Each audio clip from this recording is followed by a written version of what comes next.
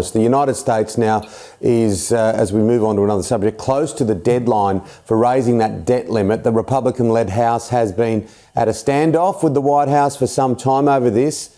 Will Speaker McCarthy and President Biden reach a compromise, do you think? This is very serious, Tim. And in fact, we don't know if they'll reach compromise before they need to, which is within the next couple of weeks at the most, because Janet Yellen and even the Congressional Budget Office said that we're going to reach that debt ceiling limit and be out of money completely at the beginning of June.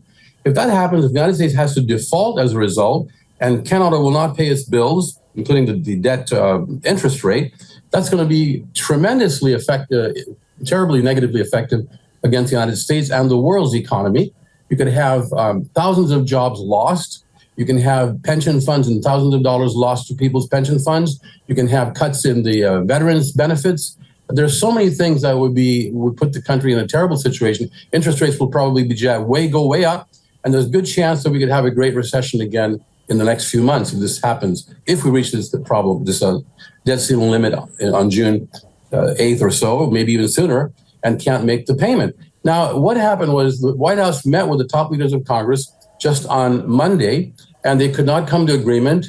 The Republicans still demanding cuts, $130 billion worth of cuts in programs before they will actually raise the debt limit. Democrats saying you've got to raise the debt limit first, let's just do that, and then talk about the budget and discuss and debate the cuts in programs if you want to. But first and foremost, raise the debt limit, because that is something that's in the Constitution.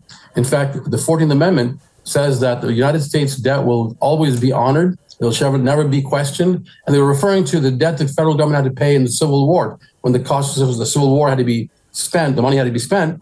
After the war was ended, they still had to pay for it. And Congress or the president are compelled to pay that debt. So that same thing applies today. And it is unconscionable that these two sides are not getting together on this. It has to be done. I think that figure was around 8 million jobs I read. You just have to flick through the papers and see what could happen. So it is a huge, huge story. Now, just finally, we saw some images there of President Biden. How are his prospects looking? We know he's confirmed he's seeking a second term. Right. And the latest poll that I saw was about 3 days ago, and that was the YouGov Yahoo poll, which showed him at a couple of points ahead of President Trump. It was 45 to 43. And the DeSantis was 45 to 42. Ron DeSantis against Biden. And President Biden against Trump was 45 to 43. So it's about a couple of point difference. It's very close right now. If the general election were held today, it would be hard to say who would win, because that's within the margin of error. And yet we know this is a precarious, very, very important election. And people should really wake up here in America and decide who they vote for based on principles, on issues, and also on the personality and the ability of the candidate to lead this country.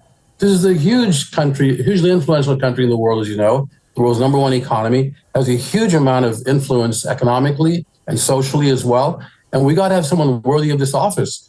And it doesn't look that great right now for the stability of this country if things keep going as they are. I'm hoping that we all come to our senses and settle this down. The leaders of this country should lead this country truly. Otherwise, we'll have a real catastrophe. Peter, we'll catch up with you next week. Thank you, Tim. We will.